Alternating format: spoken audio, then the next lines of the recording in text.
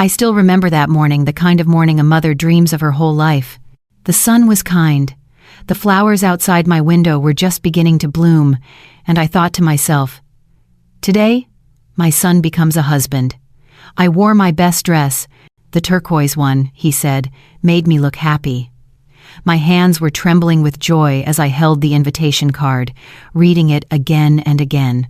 Every line was a promise of a perfect day or so, I thought. When I arrived at the venue, something felt off. There were guests, yes, but not as many as I expected. The decorations looked rushed, like they had been set up in a hurry. I looked for my son, he wasn't there. My daughter-in-law was standing near the altar, her face unreadable, her dress simple, without the excitement of a bride. I smiled and asked softly, "When will the ceremony begin?" She looked at me, slightly annoyed, as if my question was out of place. Then she said the words that froze the world around me. "Oh, we already got married last week." I thought I had misheard her. "What do you mean?" I asked, my voice trembling. She tilted her head, smiled coldly, and said, "We didn't want to make it a big thing. It was private, just for special people." The room fell silent. A few relatives looked at me, whispering. My heart felt like it had stopped.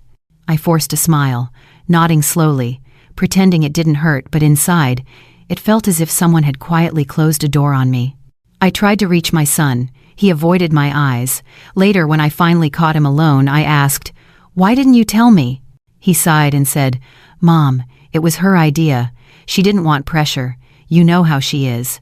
His words were like sand slipping through my fingers, leaving nothing to hold on to. That night, when I came home, I sat in silence. The wedding dress photo on my phone looked like a stranger's celebration. My hands shook as I held a cup of tea, realizing that I wasn't just forgotten, I was erased. A week later, I received a message from my daughter-in-law. "The rent is overdue.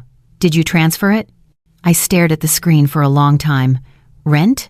I had never missed a payment in my life. I replied, "Didn't I tell you? It's been handled." But inside, something told me this was only the beginning of a much bigger betrayal. Days turned into weeks, and the warmth that once lived in my home began to fade like the last light before sunset. My daughter-in-law stopped calling me Mom. She used to say it sweetly, almost respectfully, when she first came into our lives. But now, her tone was short, clipped, like she was cutting something loose.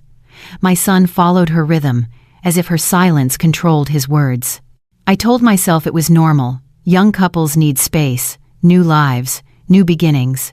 Yet, deep inside, I felt something wasn't right. The way she spoke to me was polite, but empty. Whenever I asked simple things, "How's work? Are you two eating well?" she would smile and say, "We're fine." But her eyes wandered, restless, cold. One morning, I went to the mailbox and found an envelope addressed to me. It was from the landlord. "Your rent payment has not been received. Please check your bank details." My heart sank. I had transferred that money days ago. I called my son immediately, but he didn't pick up. Then I called her. She answered with a sigh that sounded almost irritated. "Oh, it must be a bank error," she said. "Don't worry, I'll handle it."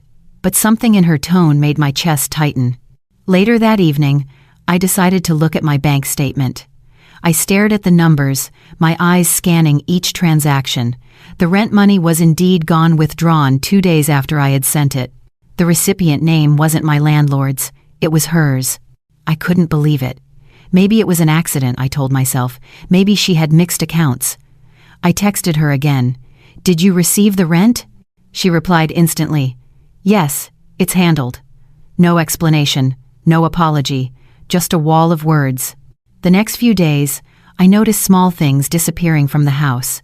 An old vase, a silver frame, small tokens that once belonged to my husband. When I asked, she said she moved them for cleaning. My son stayed quiet, avoiding any confrontation. His silence hurt more than her lies. At dinner one night, I tried to talk to him again. "Do you know she used the rent money?" He froze. She looked up from her plate and smiled. "Mom, we thought you wouldn't mind," she said softly. "It's all family after all."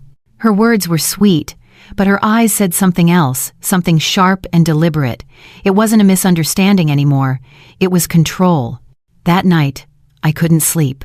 I walked through the quiet house, the clock ticking in the dark. Every corner felt foreign, like someone had rearranged my memories. I thought about my husband, how proud he'd been of this home, how he'd built it with love and effort. I felt ashamed, not because of what they did, but because I allowed it. A few days later, another message arrived, this time from the property office. The ownership verification of your apartment is pending. Ownership? I had never asked for verification. When I called the office, they said, "Your son and his wife came in last week. They said they were taking care of the transfer paperwork." I remember my hand trembling as I held the phone. I felt a cold wave spread from my stomach to my throat. The betrayal wasn't imagined. It was real, printed on official paper. But I didn't cry. Not that night. I sat still, the phone on the table, and whispered to myself, if they want to play games, I will learn the rules. The next morning, I dressed carefully, took my old leather handbag, and went to the bank. I had to know how far they had gone. What I discovered there would change everything. The bank was quiet that morning, filled with the faint hum of air conditioning and the polite murmurs of people waiting in line. I sat across from an old friend of mine, Mr. Lewis, the branch manager. He had known me for years, ever since my husband passed away. His face softened when he saw me. "It's been a while, Mrs. Turner. What brings you here today?" I tried to steady my hands as I placed the printed notice on his desk. "They're transferring something that isn't theirs," I said. My voice was calm, almost too calm. He adjusted his glasses and began typing. Minutes passed in silence, except for the soft clicks of his keyboard. Then he looked up, his eyes heavy. "You're right," he whispered. "Your son and his wife submitted documents to transfer the ownership of your apartment.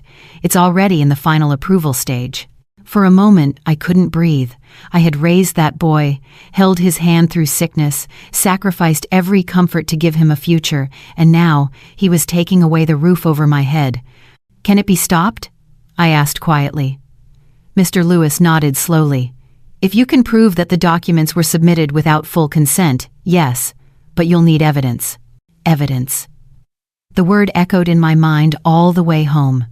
That night, I went through every drawer, every file, every envelope I had ever signed.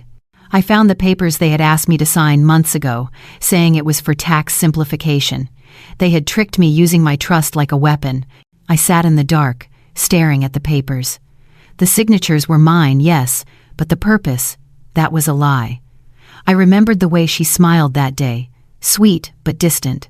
"Just a few documents, Mom. It'll help us with the mortgage." I had believed her. The next morning, I went to visit my son. When I arrived, he was at work, but she was home. She opened the door, her expression as blank as ever. "Oh, it's you," she said, as if I were a stranger. I walked past her and sat on the couch. "You tried to take my home," I said firmly. Her lips curved into a faint smirk. "You're old, Mom. You should be relaxing, not worrying about property. We're just trying to make things easier for everyone." Her words sliced through me. I realized then that this wasn't about misunderstanding, it was about control, power, and greed. "You could have asked," I said softly. "We could have shared, trusted each other." She shrugged. "Trust doesn't pay bills." I stood up slowly, every movement heavy with years of exhaustion and disappointment. "You may think I'm weak," I told her, "but you've forgotten something I taught you, how to smile and lie politely. You learned it from me." Her eyes widened for a second, not expecting that. I left without another word. That night, I returned to the bank with all my documents. Mr. Lewis helped me file an official report. I had proof that the signatures had been misused. He promised to put the transfer on hold until further investigation. When I came home, I looked at the framed photo of my son when he was a boy, his small hands holding mine. Tears finally came. I wasn't crying for the house or the money. I cried for the years, the love, the faith that had been betrayed so easily. Still, a strange calm settled over me. I wasn't powerless anymore. I had truth on my side, and for the first time in a long while, I felt a sense of purpose. The next family dinner was coming soon, and this time, I wouldn't be silent. The night of the family dinner came faster than I expected. I cooked as I always did: roast chicken, mashed potatoes, and the old apple pie recipe my husband used to love. I told myself I was doing it for tradition, but deep down, I knew it was for closure. The table was set, the candles flickered softly, and the house smelled like comfort, like a home that had seen both joy and betrayal. When my son and his wife arrived, they acted as if nothing had happened. She smiled, her lipstick perfect, her perfume strong. He looked tired, distracted, guilt already sitting quietly behind his eyes. We sat down, and for a moment, it almost felt normal. But truth has a way of waiting silent but sharp, ready to cut through every lie. I placed a small folder on the table. "Before we eat," I said calmly, "there's something we need to discuss." My son looked at me with confusion. His wife stiffened, her fork frozen midair. I opened the folder and spread out the bank documents, transfer forms, and copies of the complaint I had filed.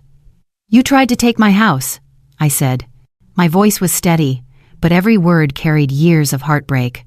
My son's face turned pale. "Mom, it's not what you think," he began, but I stopped him. "It's exactly what I think," I said. "You may have been silent, but your silence helped her." His wife leaned back, arms crossed, her voice smooth and defensive. "We did it for you. You're getting older. It's time to think about the future." I looked at her, my eyes cold but calm. The future built on lies never stands. You wanted control, not security. You forgot what family means. For a moment, no one spoke. Then my son's voice cracked. "I didn't know she forged the details. She told me you agreed." His eyes were filled with something between shame and fear. She turned to him sharply. "Don't put this on me," she hissed. But it was too late. The illusion was gone. The silence that followed was heavy. My son stood up, his chair scraping against the floor. "Mom, I'll fix this," he said softly. "I promise." I looked at him for a long time. I saw the boy I once raised lost, manipulated, but still mine. "You can fix papers," I said, "but you can't fix trust that's been broken." He lowered his head. She said nothing. The room felt smaller, as if the walls themselves were listening. I took a deep breath and stood up. "I forgive you both," I said. "Not because you deserve it, but because I don't want your bitterness to live in my heart any longer." They watched me in silence as I gathered the papers back into the folder. I didn't shout, I didn't curse. I simply walked toward the door, the way you walk away from a fire that's already burned everything it can. Outside, the air was cool, the night sky quiet. I looked up and whispered to the stars, "I've done my part. The rest is in your hands." Weeks later, the transfer request was officially canceled. The house remained mine, but I didn't feel victorious. I felt free.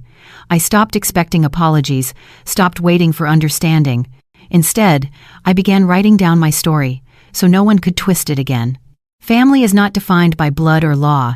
It's defined by loyalty, by the hands that hold you when the world turns cold.